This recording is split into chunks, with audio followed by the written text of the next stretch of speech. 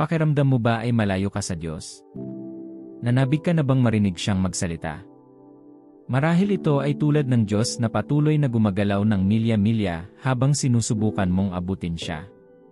Hindi ka nag-iisa. Maaaring nakakabigo kapag hinahangad mo ang kanyang patnubay, ngunit nahihirapan kang marinig ang kanyang tinig. Ang mga sandaling tulad nito ay maaaring mag-iwan sa iyo sa paghihiwalay at pagdududa. Kung nalaman mong halos imposibleng sabihin ang tinig ng Diyos mula sa iba pang mga tinig sa iyong isipan, ito ay senyales na maaaring malayo ka sa Diyos. Sa video na ito, mauunawaan mo ang 5 dahilan kung bakit nahihirapan kang marinig ang Diyos. Matututuhan mo rin kung paano sirain ang hadlang at magkaroon ng access sa kanyang presensya.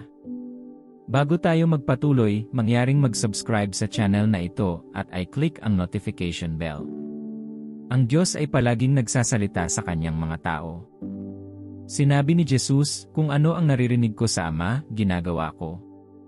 Mahal ka ng Diyos tulad ng pagmamahal ng isang ama sa isang anak, kaya lagi siyang magsasalita para itama, aliwin, at turuan ka. Ang kanyang mga anak ay madaling ma-access ang tinig ng Diyos. Ang mga taong tapat na naghahanap sa Kanya ay makakatagpo sa Kanya. Yaong mga nagbibigay pansin, nananabik sa Kanya, laging naririnig ang Kanyang tinig. Hindi siya nagtatago sa mga taong ang puso ay handang tumanggap mula sa Kanya. Kapag nakakita ka ng disconnect sa iyong pakikipag-usap sa Ama, huwag kang magpahinga.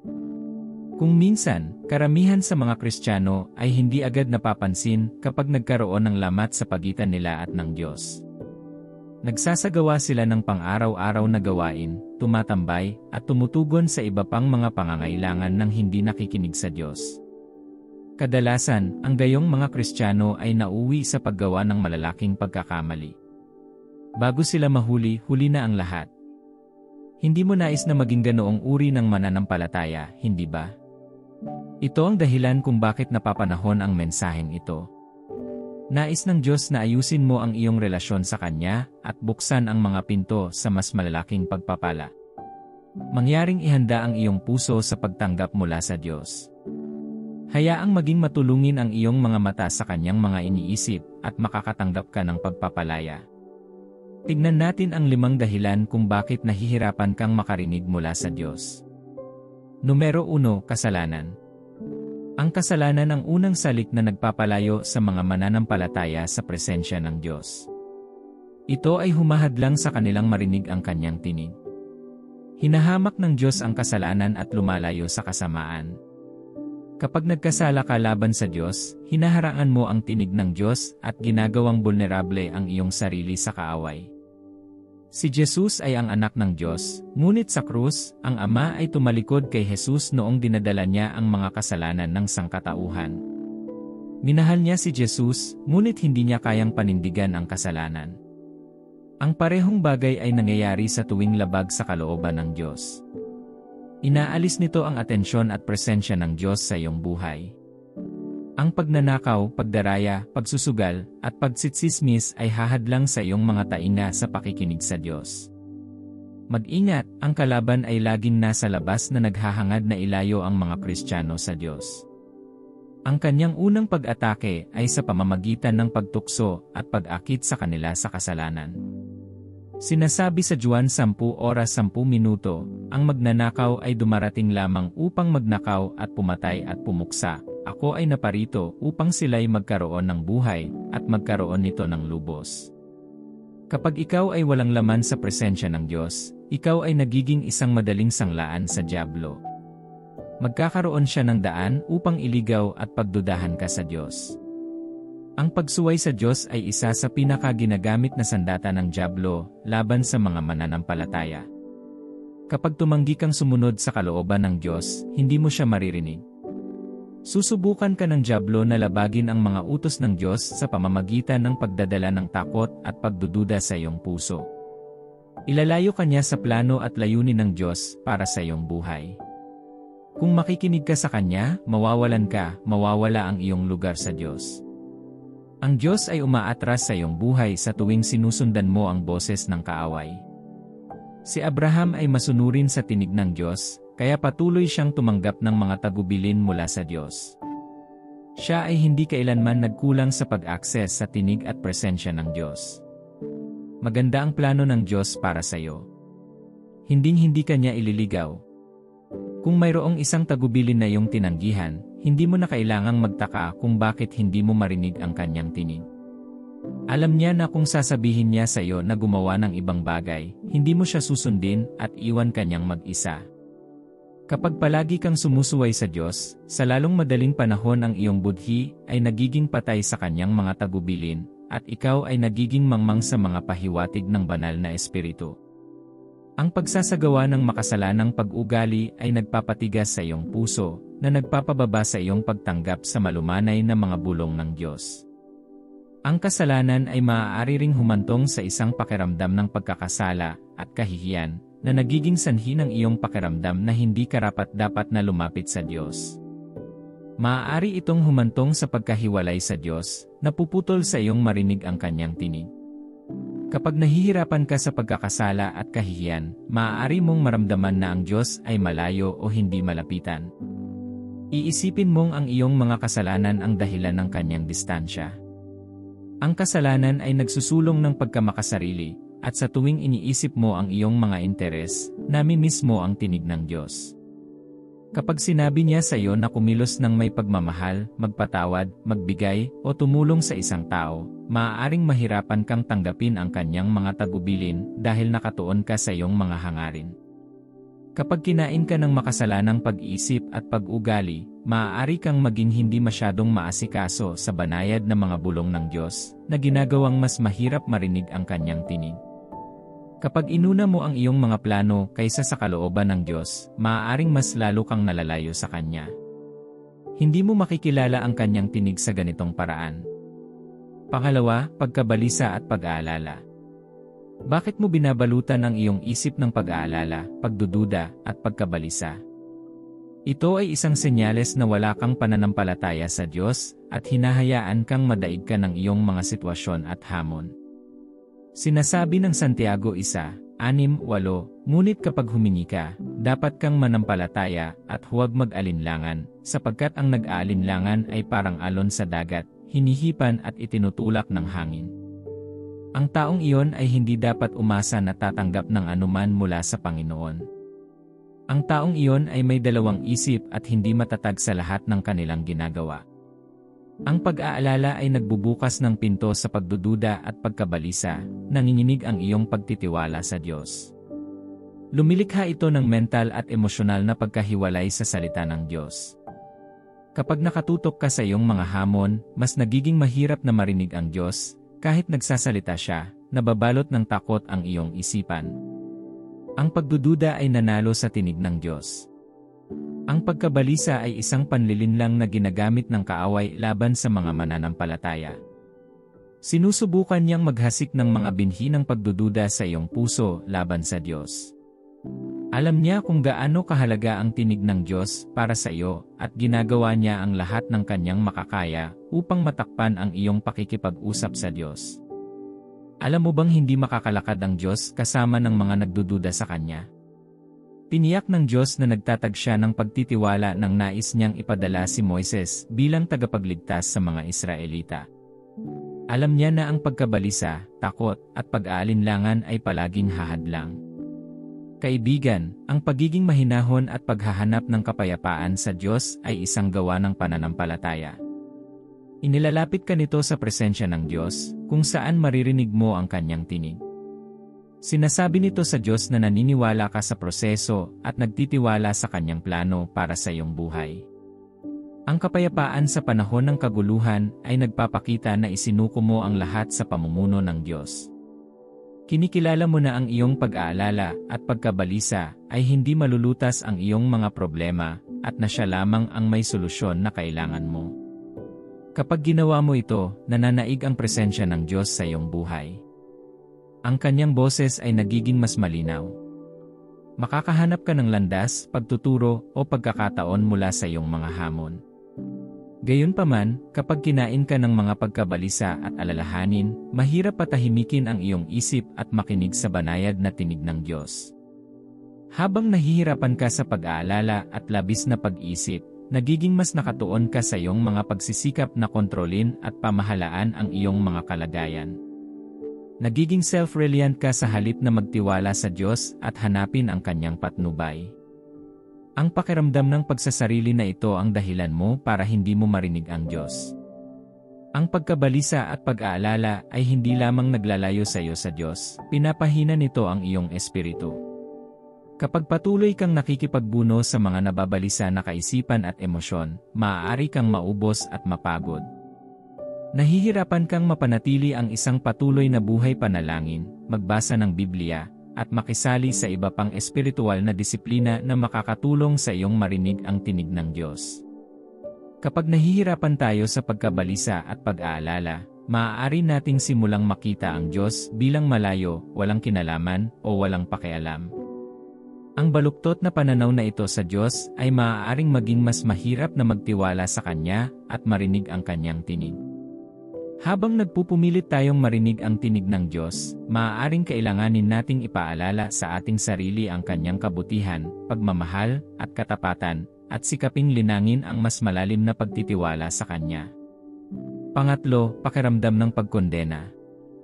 Nangangahulugan ito ng pagpapalagay sa iyong sarili na hindi karapat-dapat na marinig ang tinig ng Diyos o makatanggap ng mga paghahayag ng Kanyang salita.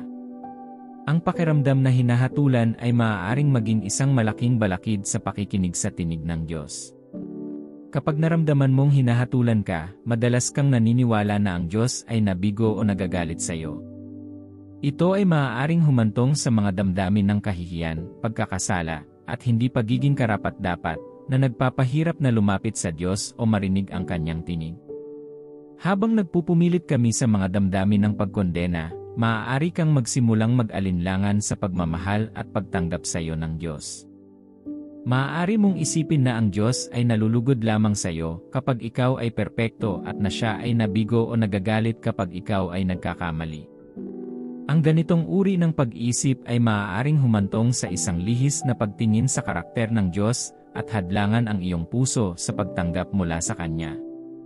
Kahit na nagsasalita ang Diyos, nahihirapan kang maniwala na kakausapin Kanya. Ang mga damdamin ng pagkondena ay maaari ring humantong sa pagtanggi sa sarili at pagpuna sa sarili. Kapag naramdaman mong hinahatulan ka, nagiging mahirap ka sa iyong sarili, na naniniwalang hindi ka sapat o nabigo. Maaaring maging mahirap na tanggapin ang pag-ibig at pagtanggap ng Diyos at marinig ang Kanyang tinig. Bilang karagdagan, ang mga damdamin ng pagkondena ay maaari ring humantong sa isang pakiramdam ng paghihiwalay sa Diyos. Kapag naramdaman mong hinatulan ka, maaari kang maniwala na ang Diyos ay malayo o hindi malapitan. Maaaring maramdaman mong hindi ka makausap ng Diyos. Marahil ay nararamdaman mo na nagsasalita lamang Siya sa mga pastor o mga espesyal na tao. Marahil ay hindi ka nagdarasal gaya ng iba. Maaari mong madama na ang iyong Kristyanismo ay hindi hanggang sa antas kung saan maaari mong marinig ang tinig ng Diyos. Hindi sa ayaw ng Diyos na makipag-usap sa iyo, ngunit ang pakiramdam ng pagkondena sa sarili ay humahadlang sa iyo. Ito ay maaaring humantong sa pagkahiwalay sa Diyos, na ginagawang mas mahirap marinig ang Kanyang tinig at madama ang Kanyang presensya. Sinasabi sa Hebreo 4:16, kung gayon, lumapit tayo sa trono ng biyaya ng Diyos ng may pagtitiwala, upang tayo ay makatanggap ng awa at makasumpong ng biyaya na tutulong sa atin sa panahon ng ating pangangailangan. Nangangahulugan ito na dapat kang lumapit sa iyong Ama sa langit ng may katapangan. Kung hindi mo kayang lapitan ang Diyos bilang iyong Ama, hindi mo maririnig ang Kanyang tinig dahil nagsasalita lamang Siya sa Kanyang mga anak. Dapat mong mapagtanto kung sino ka sa presensya ng Diyos at hanapin ang Kanyang tinig araw-araw. Mahalagang tandaan na ang tinig ng Diyos ay hindi pagkondena, ngunit mapagmahal at nakapagpapatibay. Nais ng Diyos na ilapit ka sa Kanyang sarili, hindi para itulak ka palayo. Habang nakikipagpunyagi ka sa damdamin ng pagkondena, kailangan mong ipaalala sa iyong sarili ang pagmamahal at pagtanggap ng Diyos sa iyo, at hangarin mong linangin ang mas malalim na pangunawa sa Kanyang kalikasan. Numero 4, pagpapanatiling maling kumpanya. Ang kumpanyang pinananatili mo ay maaaring gumanap ng isang mahalagang papel sa iyong paglalakad kasama ang Diyos at kung paano mo naririnig mula sa Kanya. Ang mga taong tinatawag mong kaibigan ay maaaring mapahusay ang iyong espiritual na buhay o mabingi ka sa tinig at mga tagubilin ng Diyos. Ang pagpapanatiling mga taong katulad mo sa paniniwala tungkol sa Diyos ay natural na magtutulak sa iyo na makinig pa sa Kanyang tinig. Ngunit ang pananatili sa hindi maka-Diyos na kasama ay mahihikayat ka palayo sa presensya ng Diyos at hahadlangan ang iyong pag-access sa tinig ng Diyos. Ang pakikipagtulungan sa maling kumpanya ay maaaring makahadlang sa iyong pag-access sa boses ng Diyos. Maaaring maging mahirap na maunawaan ang pamumuno at patnubay ng Diyos kapag napapaligiran ng mga taong hindi katulad ng iyong mga pinahahalagahan o pananaw. Ang isang makapangyarihang halimbawa nito ay makikita sa biblikal na kwento ni Abraham at Lot. Sa Genesis 13, mababasa natin na magkasamang naglalakbay sina Abraham at Lot, ngunit nagsimulang mag-away ang kanilang mga pastol tungkol sa pastulan. Si Abraham, bilang tagapamayapa, ay nagmungkahi na maghiwalay sila. Ngunit pinili ni Lot na manirahan sa matabang kapatagan ng Sodoma, sa kabila ng masamang reputasyon nito. Si Abraham, sa kabilang banda, ay nanatili sa lupain ng Kanaan, kung saan siya tinawag ng Diyos. Kapansin-pansin, noong kasama ni Abraham si Lot, nanatiling tahimik ang Diyos. Walang talaan ng pakikipag-usap ng Diyos kay Abraham sa panahong iyon. Ngunit sa sandaling humiwalay si Abraham kay Lot at nag-iisa, muling nagsalita ang Diyos sa kanya, muling pinagtitibay ang kanyang pangako na ibibigay sa kanya ang lupain ng Kanaan. Ang kwentong ito ay nagbibigay diin sa kahalagahan ng pag-iisa at paghiwalay sa maling impluensya upang marinig ang tinig ng Diyos. Kung minsan, ang pagsunod sa layunin ng Diyos at pakikinig sa Kanyang tinig ay nangangailangan na lumakad kang mag-isa at maging mas sensitibo at matulungin sa Kanyang pamumuno. Kapag ang mga maling tao o impluensya ay nakapaligid sa iyo, maaaring maging mahirap na makilala ang tinig ng Diyos. Ngunit kapag nag-iisa ka, mas maririnig mo siya. Maraming mga pinuno ng Biblia, kabilang si Jesus, ang madalas na umalis sa mga lugar na nag-iisa upang manalangin at humingi ng patnubay ng Diyos. Sinasabi sa Marcos 1:35, madaling araw, habang madilim pa, si Jesus ay bumangon, umalis ng bahay at pumunta sa isang lugar na nag-iisa, kung saan siya nanalangin. Katulad nito, kailangan mong lumikha ng puwang para sa pag-iisa at katahimikan kung saan maririnig mo ang tinig ng Diyos at makilala ang Kanyang pamumuno. Mahalagang maging sensitibo sa kumpanya ng mga taong nakapaligid sa iyo. Palalakihin ka nila kasama ng Diyos o ihiwalay ka sa Kanyang mahinang tinig. Number 5, Pride. Hindi mo isinusuko ang iyong mga paraan sa Diyos kapag sa tingin mo ay alam mo na ang lahat o nasa ilalim ng kontrol ang lahat. Kapag sa tingin mo ay kaya mong gawin ito ng mag-isa, sasabihin mo sa Diyos na ang Kanyang tulong ay hindi kailangan. Sa puntong iyon, inalis niya ang Kanyang mga kamay sa iyong buhay at iniiwan ka bilang biktima ng kaaway. Sinasabi ng James 4:6, ngunit binibigyan niya tayo ng higit na biyaya. Kaya't sinasabi ng kasulatan, sinasalungat ng Diyos ang mga palalo, ngunit binibigyang loob ang mga mapagpakumbaba. Ang pagmamataas ay isang hadlang upang marinig ang tinig ng Diyos. Kapag nagmamalaki ka, nagiging sapat ka sa sarili, na naniniwalang hindi mo kailangan ng patnubay o direksyon ng Diyos. Maaari mong isipin na ikaw ay may pananagutan para sa iyong mga tagumpay at mga nagawa sa halip na kilalanin ang papel ng Diyos sa iyong buhay.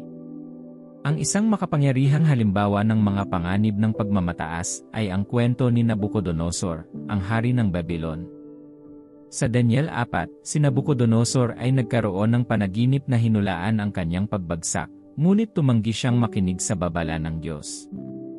Sa halip, siya ay naging mapagmataas at mayabang, sa paniniwalang ang kanyang kapangyarihan at kayamanan ay bunga ng kanyang pagsisikap. Sinabi niya, hindi ba ito ang dakilang Babylonia, na aking itinayo sa pamamagitan ng aking makapangyarihang kapangyarihan bilang isang maharlikang tahanan at para sa kaluwalhasyan ng aking kamahalan? Hindi natuwa ang Diyos sa pagmamataas ni Nabucodonosor, at pinakumbaba niya siya sa pamamagitan ng pagpapalaya sa kanya sa ilang upang mamuhay na parang hayop. Maaaring hindi ka parusahan ng Diyos tulad ni Nebuchadnezzar, ngunit kung hahayaan mong manahan ang pagmamataas sa iyong puso, nabubuhay ka sa isang mundong walang laman ng kanyang presensya at tulong. Sa kabaligtaran, ang halimbawa sa Biblia ni David ay nagpapakita sa atin ng kahalagahan ng pagpapakumbaba at pagbibigay ng kaluwalhatian sa Diyos. Sa kabila ng kanyang maraming tagumpay, palaging kinikilala ni David ang papel ng Diyos sa kanyang buhay at binigyan siya ng kaluwalhatian. Sa awit 23, isinulat ni David, "Ang Panginoon ang aking pastol, wala akong pagkukulang." Pinapatnubayan niya ako sa mga matuwid na landas alang-alang sa kanyang pangalan. Kinilala ni David na ang Diyos ang kanyang pastol, gabay at tagapaglaan. Hindi niya kinuha ang kredito para sa kanyang mga tagumpay, ngunit sa halip ay ibinigay ang kaluwalhatian sa Diyos. Habang hinahangad mong marinig ang tinig ng Diyos, dapat mong linangin ang isang mapagpakumbabang puso na kinikilala ang iyong pagtitiwala sa Diyos at binibigyan siya ng kaluwalhatian para sa lahat ng iyong mga tagumpay at mga nagawa. Maaari mong makaligtaan ang patnubay at patnubay ng Diyos kung ikaw ay mapagmataas at makasarili. Ngunit kapag ikaw ay mapagpakumbaba at sumuko sa Diyos, maririnig mo ng malinaw ang kanyang tinig at sundin ang kanyang pamumuno. Laging nagsasalita ang Diyos sa kanyang mga anak, ngunit hanggang sa kumonekta ka sa kanya, magiging kakaiba ang kanyang tinig. Ang paggawa kung ano ang hindi nakalulugod sa Diyos ay otomatikong maaalis sa iyong pakikinig sa kanyang tinig. Mga minamahal, ang mga palatandaang ito ay isang wake-up call upang magsisi at mag-adjust. Ngayong alam mo na kung bakit ka nakikipagpunyagi sa Diyos, suriin natin kung ano ang dapat mong gawin kapag hindi mo marinig ang Diyos. Una, humingi ng awa para sa kasalanan o walang malay na mga pagkakamali. Kapag nahihirapan kang marinig ang tinig ng Diyos, ang paghingi ng awa para sa iyong mga kasalanan o hindi sinasadyang mga pagkakamali ay mahalaga sa pagpapanumbalik ng iyong espiritual na sensitivity. Ang hindi ipagtapat na kasalanan ay maaaring lumikha ng isang hadlang sa pagitan mo at ng Diyos na nagpapahirap na marinig ang kanyang tinig. Sa pamamagitan ng pagkilala sa iyong mga pagkakamali at paghingi ng awa ng Diyos, nililinis mo ang channel ng komunikasyon at pinapayagan ang Diyos na makipag-usap sa iyo muli. Ang paghingi ng awa ay kinabibilangan ng pagkilala sa iyong pagtitiwala sa biyaya at pagpapatawad ng Diyos. Ito ay isang pag-amin na ikaw ay hindi perpekto at madaling magkamali, ngunit handang isuko ang iyong pagmamataas at pagbibigay katwiran sa sarili upang matanggap ang kapatawaran ng Diyos. Kapag humingi ka ng awa, humihingi ka ng kapatawaran at inaanyayahan ang Diyos na baguhin ka at tulungan kang lumago sa iyong pananampalataya. Sa banal na kasulatan, ang karanasan ni Haring David sa awit 51 ay naglalarawan ng kahalagahan ng paghingi ng awa kapag nagkasala ka. Pagkatapos ng kanyang immoral na relasyon kay Bathsheba, ang asawa ng kanyang alipin, at ang kasunod na pagpatay sa kanyang asawa, si David ay sumigaw sa Diyos para sa awa na kinikilala ang kanyang kasalanan at humingi ng kapatawaran. Ang tugon ng Diyos ay awa at pagpapanumbalik, at ang espiritual na sensitivity ni David ay naibalik. Katulad nito, kapag humingi ka ng awa para sa iyong mga kasalanan o hindi malay na mga pagkakamali, binuksan mo ang iyong sarili sa kapangyarihan ng pagbabago ng Diyos. Hinahayaan mo siya na dalisayin ka, dalisayin ang iyong puso, at ibalik ang iyong espiritual na sensitivity. Sa paghingi ng awa, ginagawa mo ang unang hakbang tungo sa muling pagdinig ng tinig ng Diyos at pagpapalalim ng iyong kaugnayan sa Kanya. May ugnay ka muli sa Kanyang tinig at sa Kanyang presensya sa iyong buhay. Ang susunod na bagay na dapat mong gawin kapag hindi mo marinig ang Diyos ay ang taimtim na hangarin na marinig siya. Kapag nanabig kang marinig ang Kanyang tinig, siya ay magsasalita sa iyo. Sinasabi sa Mateo 7:8, humingi kayo at kayo ay bibigyan, humanap kayo at kayo ay makakatagpo, kumatok kayo at ang pinto ay pagbubuksan sa inyo.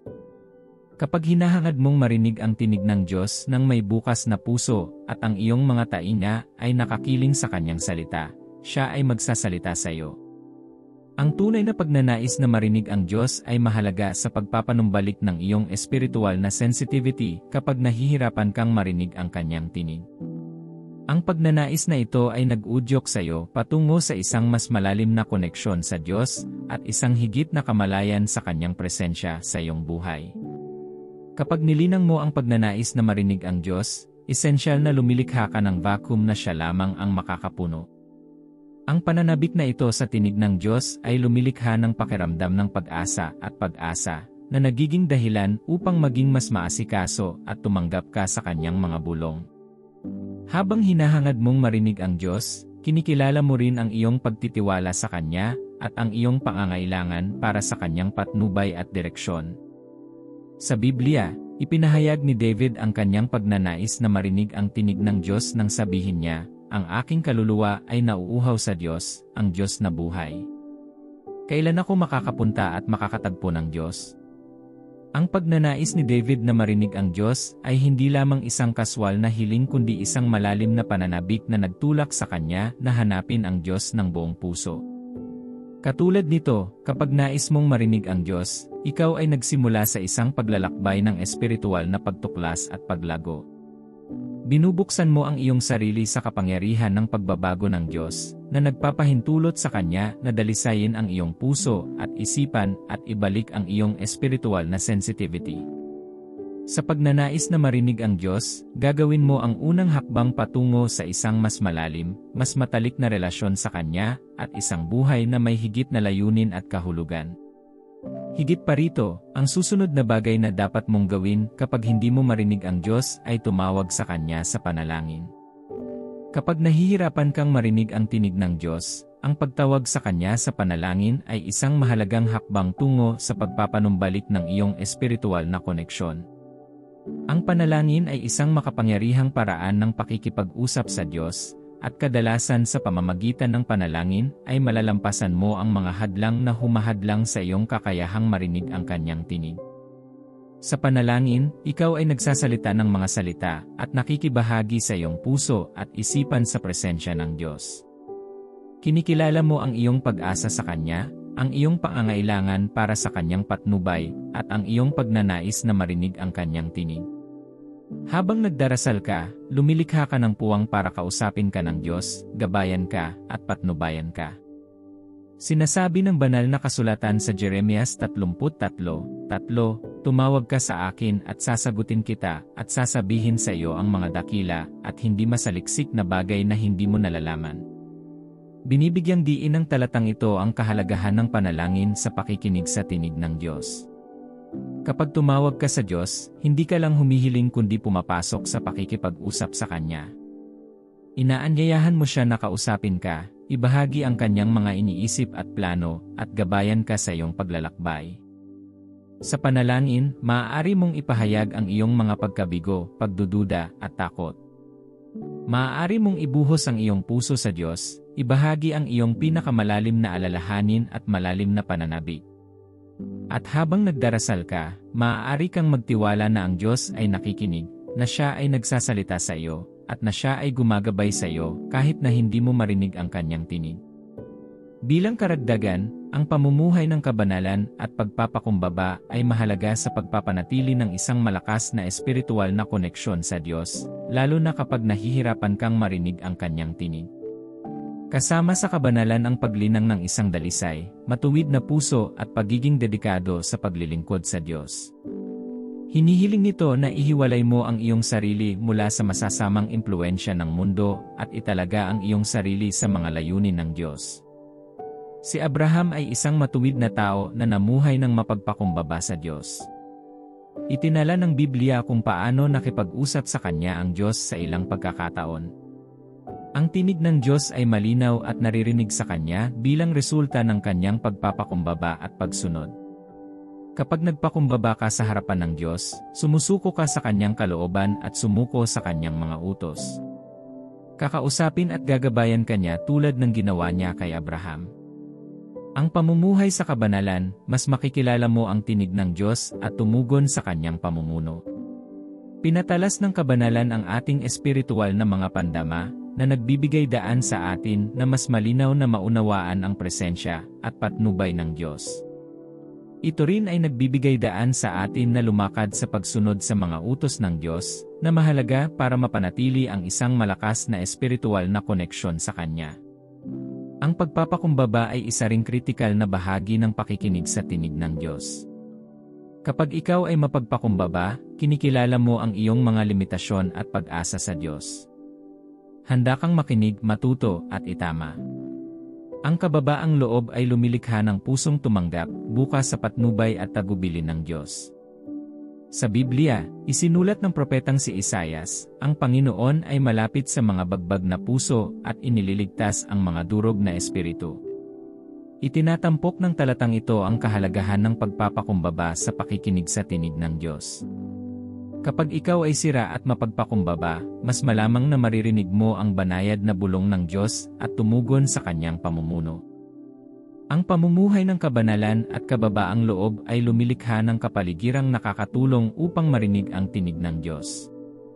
Mas malamang na mauunawaan mo ang Kanyang presensya, maunawaan ang Kanyang patnubay, at tumugon sa Kanyang pamumuno.